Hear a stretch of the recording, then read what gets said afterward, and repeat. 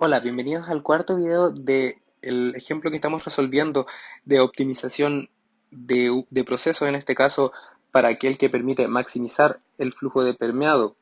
Y ahora lo que vamos a hacer es que vamos a agregar una restricción extra que corresponde a sujeto A, que la cantidad de salida de B que sale por el flujo FO out sea mayor o igual a un determinado valor definido por el enunciado del problema, que es básicamente un valor de beneficio de compromiso económico. Y básicamente, recordando, sabemos que queremos maximizar el flujo de permeado, lo que es equivalente a minimizar menos el flujo de permeado, tal que las variables de decisión o grados de libertad, que son el flujo de entrada o F0 y P0, están dentro de un determinado límite que habíamos definido como un U mayúscula, y ahora vamos a agregar una restricción extra que sería que el flujo out de B va a ser mayor o igual a 2,2 kmol por hora. Y podemos notar que esta restricción del flujo de salida va a ser una restricción no lineal. ¿Por qué va a ser no lineal? Porque cuando hablamos de linealidad en optimización, estamos refiriéndonos a la relación que hay respecto a las variables de decisión. Y como observamos en esta restricción de flujo de salida de B mayor o igual a 2,2 kmol por minuto, podemos notar que no aparece ni el flujo cero ni la presión cero. Por lo tanto, lo que hay acá para el cálculo de Fout es un conjunto de pasos que considera la resolución de NCSTR en serie, los cuales representan relaciones no lineales respecto a las variables de decisión, y por lo tanto entendemos que esa secuencia de cálculos se puede describir como un modelo no lineal. Como se indicó en el video anterior de optimización sin restricciones, los optimizadores numéricos generalmente funcionan para una sola dirección de la optimización, en este caso con la minimización. Y entonces cuando tenemos una maximización sabemos que tenemos que agregar un signo negativo para transformarla en una minimización. Análogo a la función objetivo, cuando tenemos restricciones no lineales, generalmente los optimizadores funcionan en una sola dirección, y en este caso MATLAB trabaja con elementos que son g de u menor o igual a cero, y por lo tanto lo que tenemos que hacer es transformar el fout de b mayor o igual a 2,2 en una expresión que tenga esa dirección, y para eso lo que hacemos es pasar el fout hacia el otro lado de la desigualdad, y de esta forma entonces tenemos que nuestra restricción g menor o igual que cero sería equivalente a este término 2,2 menos fout de b. La diferencia de la implementación de una optimización con restricciones no lineales en MATLAB radica fundamentalmente en este último término de las restricciones, y como habíamos dicho en el video anterior, es una función que está compuesta de dos tipos de restricciones: aquellas que son no lineales de desigualdad y aquellas que son no lineales de igualdad. Puesto que estamos trabajando con un método secuencial de optimización, no existen estas restricciones de igualdad en el problema de optimización, sino que están manejadas mediante la simulación. En este caso, entonces, nuestra simulación que resolvemos el PFR como cada CSTR en serie. Y entonces lo que vamos a trabajar ahora es cómo se ve esta restricción en MATLAB, básicamente. Entonces, la restricción determinada por este argumento const que está ahí, obligatoriamente tiene dos salidas. Una salida es para las desigualdades no lineales y la otra es para las igualdades no lineales.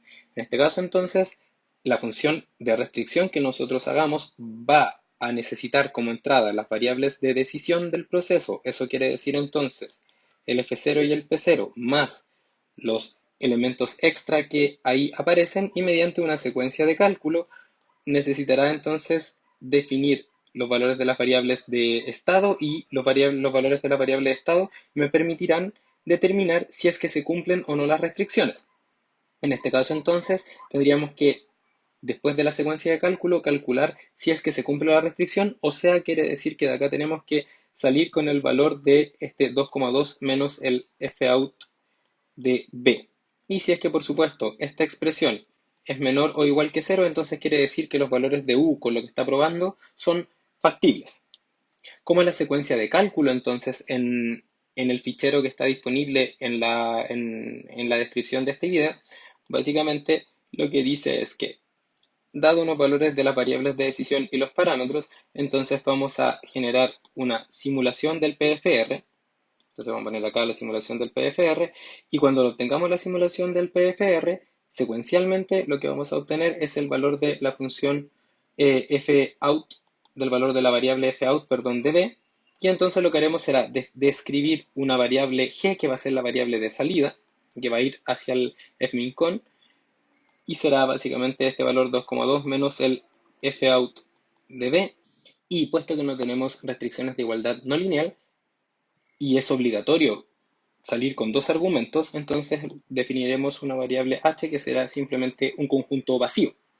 De esta forma entonces plantearemos nuestra función restricción que va a estar dado por este término rest.m,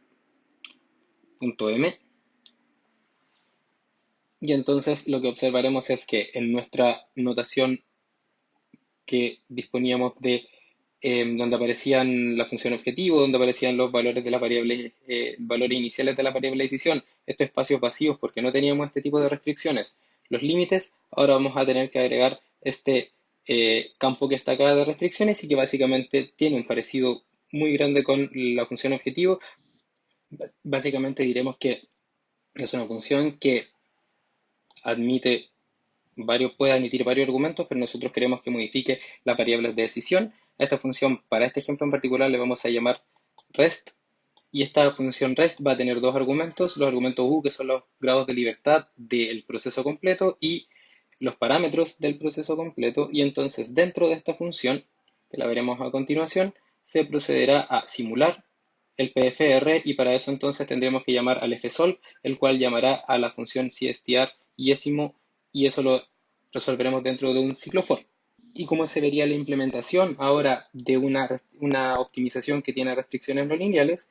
Bueno, la parte de arriba que ustedes observan, que la vamos a marcar aquí con esta llave verde, lo que dice es que el fmincon va a ser llamado desde la función main2.m, y al igual que en el caso de la optimización sin restricciones, primero tenemos que definir el vector de parámetros, que es necesario para cerrar los grados de libertad de los modelos, con la excepción de las variables de decisión.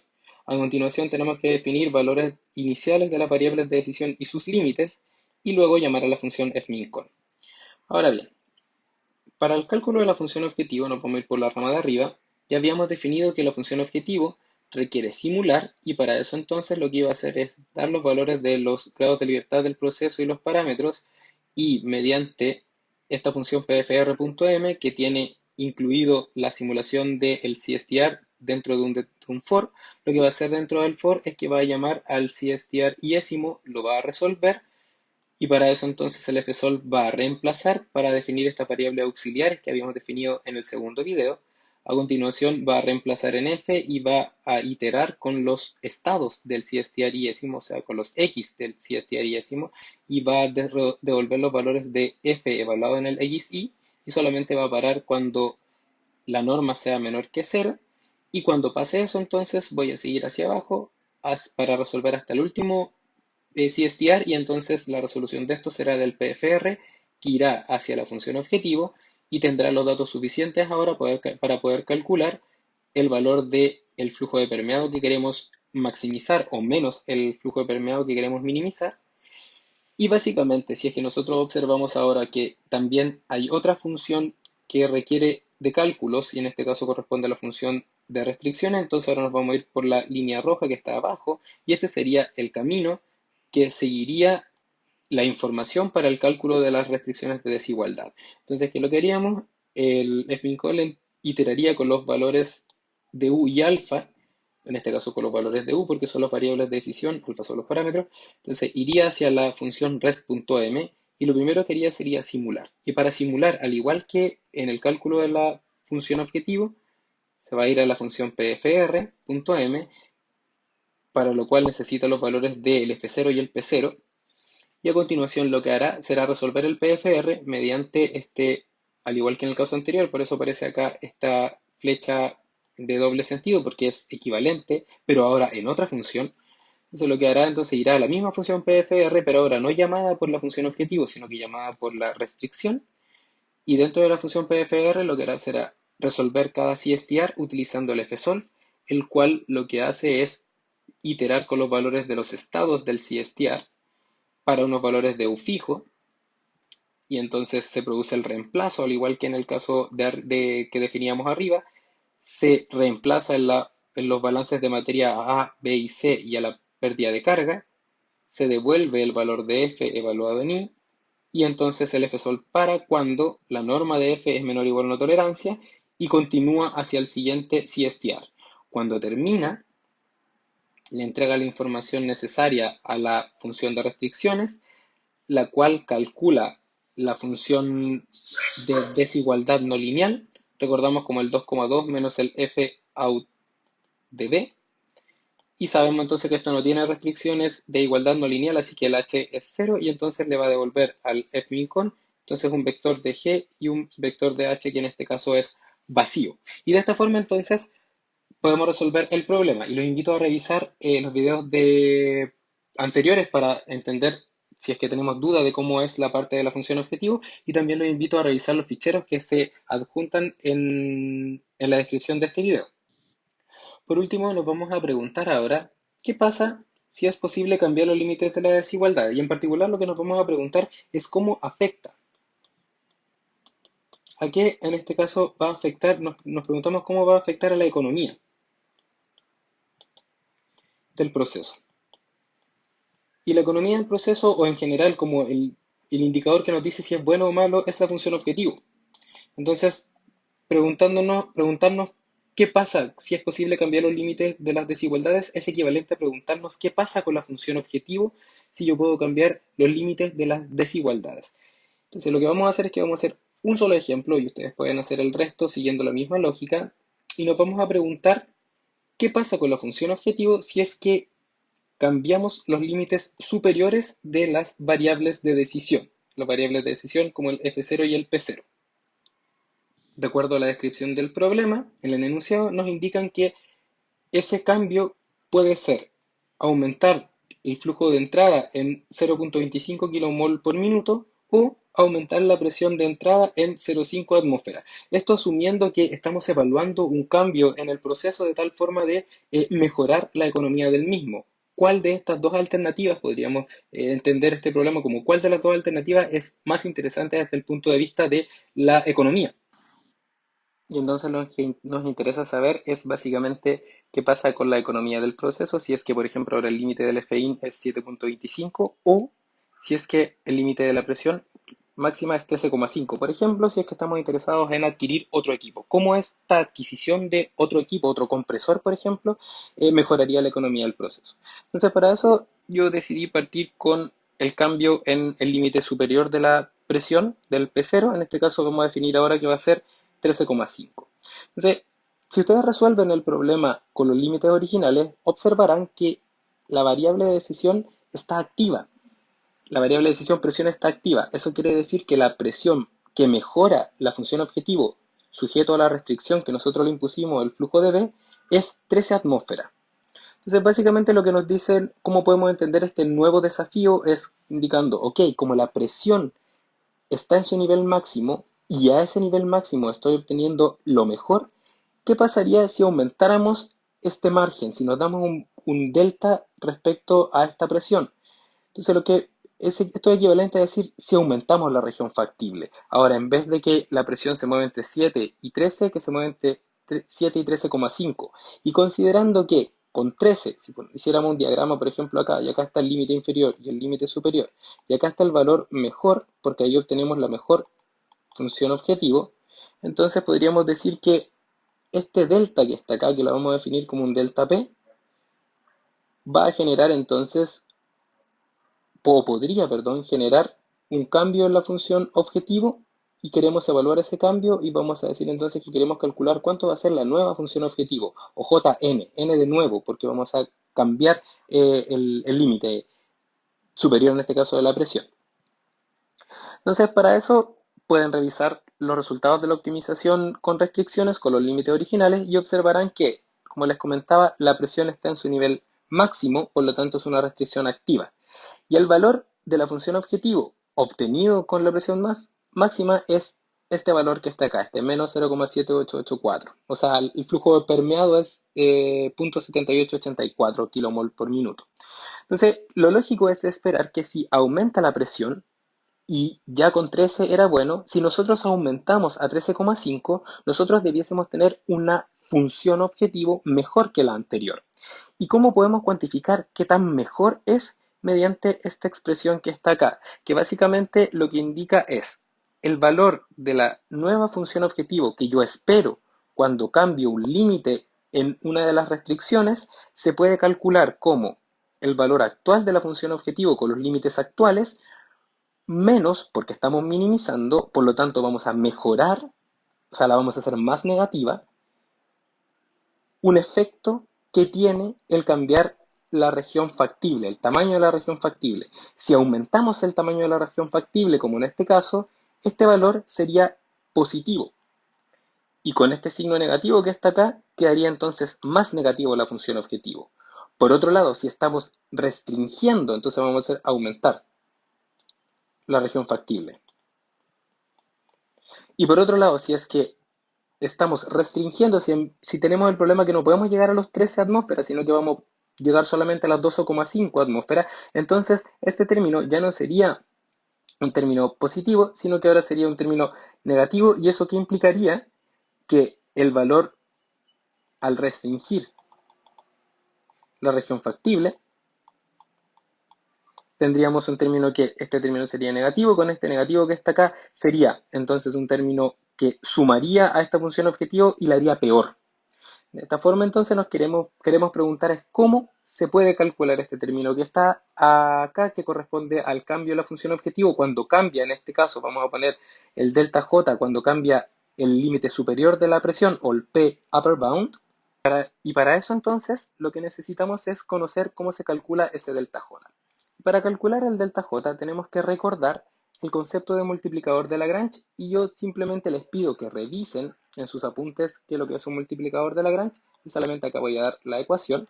Este término estaría dado por el multiplicador de Lagrange de la presión del límite superior de la presión multiplicado por el delta que queremos, en este caso, aumentar la región factible.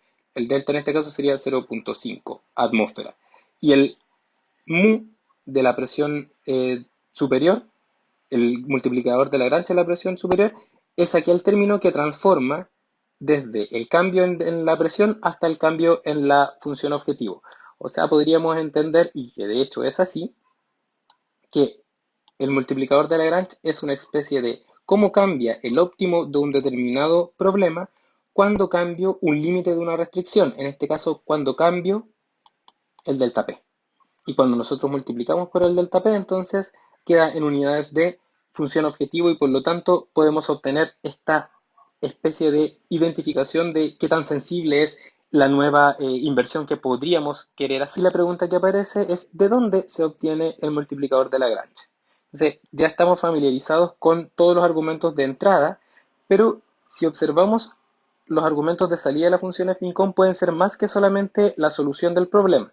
Como segundo argumento podemos obtener la función objetivo, evaluada en la solución.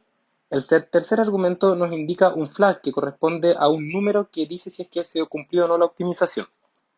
El cuarto argumento corresponde a un mensaje que resume los pasos que siguió el optimizador.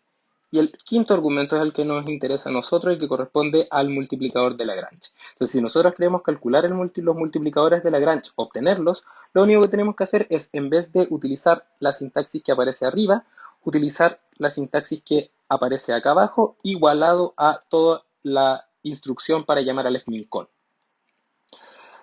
La variable m es una variable que se llama variable estructura. ¿Cómo se puede entender una variable estructura? Un nombre que tiene varias casillas. Y para llamar a cada una de las casillas, por ejemplo, casilla A, B, C, D, para llamar a los elementos que hay dentro de estas casillas, tenemos que utilizar la nomenclatura m, que es el nombre de la estructura, punto el nombre de la casilla, por ejemplo, m.a, y ahí aparecería el valor que hay dentro de esa casilla. En particular, los multiplicadores de Lagrange tienen una estructura de un elemento primero que corresponde a los multiplicadores de Lagrange de las igualdades lineales, a continuación de las igualdades no lineales, después de las desigualdades lineales y las desigualdades no lineales. Y por último, de los límites inferiores y superiores de la variable de decisión. En particular, estamos interesados en multiplicador de Lagrange de límite superior de la variable de decisión y por lo tanto entonces vamos a obtenerlo utilizando esta sintaxis m.upper. Si ustedes lo escriben en MATLAB, una vez que resuelvan su problema, van a obtener entonces que esto es un vector que tiene dos elementos. El primer elemento corresponde al mu del f upper bound, o sea, el multiplicador de Lagrange del límite superior de la variable de decisión flujo de entrada, y el segundo correspondería a el multiplicador de Lagrange del P límite superior de, en este caso, de la presión de entrada. Si ustedes utilizan el código que está adjunto al problema y realizan esta instrucción en el prompt, les va a aparecer que el multiplicador de Lagrange de límite superior de la presión de entrada es un número distinto de cero porque la restricción está activa. Y de esta forma, entonces, si nosotros reemplazamos el multiplicador de Lagrange en esta ecuación, que correspondía, recuerda, al dj asterisco a d de delta p, y lo multiplicamos por 0.5, que corresponde a cómo queremos aumentar la región factible, claramente vamos a tener un número que va a ser más negativo que el valor de la función objetivo antes de cambiar los límites y por lo tanto va a mejorar nuestra economía debido a que le estamos dando más margen al problema de optimización. O sea, básicamente eso nos indicaría que si queremos invertir en algo, podríamos invertir en aumentar la presión máxima porque tiene efecto en la economía del proceso.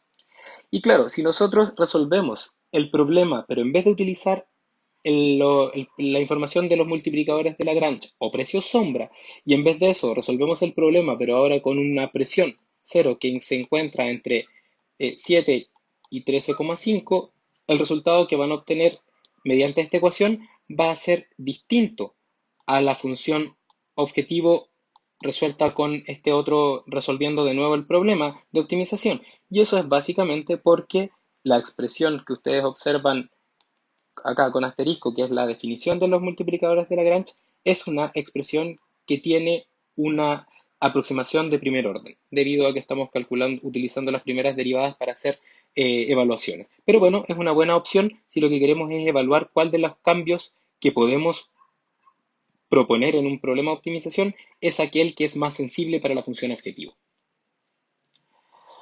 Y claro, si es que ahora en vez de cambiar el límite superior de la presión, cambiamos el límite superior del flujo,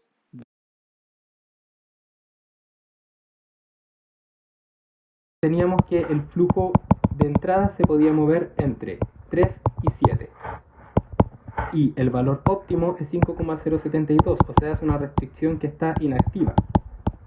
¿Qué quiere decir eso? Que es de esperar que si nosotros invertimos en algún sistema que me permita aumentar el flujo hasta 7,25, cambie la función objetivo. Y este cambio nulo se podría entender puesto que el multiplicador de Lagrange asociado al límite superior de f sería igual a 0. ¿Por qué? Porque la restricción está activa. Por lo tanto, el j nuevo, que habíamos dicho que era como el j óptimo menos el mu, en este caso por el delta f, estaría multiplicado por un 0. Por lo tanto, da igual, en este caso, si es que nosotros queremos cambiar el flujo superior del controlador de entrada de A, puesto que no tiene mayor efecto. Como última parte, les aconsejo que si tienen dudas respecto a los multiplicadores de Lagrange o a elementos relacionados con la implementación secuencial de la optimización, vuelvan a revisar los conceptos de los videos de teoría de optimización. Una vez que tengan eso claro, vuelvan a rehacer este ejemplo, pero ahora utilizando sus propias funciones de tal manera de evaluar si es que están entendiendo la implementación. Y finalmente, ustedes conocen mi correo y la idea es que me consulten dudas si es que las tienen. Nos vemos entonces en una sesión para resolver un problema de manera interactiva. Adiós.